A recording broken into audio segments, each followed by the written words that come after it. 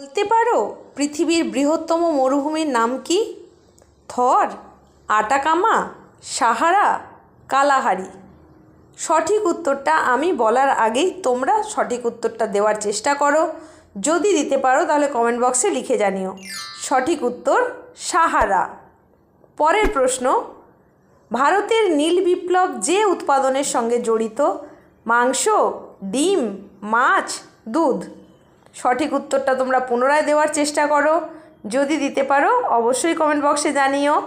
এখন দেখো সঠিক উত্তর মাছ। পরের প্রশ্ন, ভারতের সিলিকন ভ্যালি নামে পরিচিত কলকাতা, আহমেদাবাদ, চেন্নাই, বেঙ্গালুরু। এক্ষেত্রেও সঠিক উত্তরটা তোমরা যদি দিতে পারো অবশ্যই কমেন্ট বক্সে লিখে জানাবে। এখন আমি তোমাদের বলে দিচ্ছি সঠিক উত্তর হলো বেঙ্গালুরু।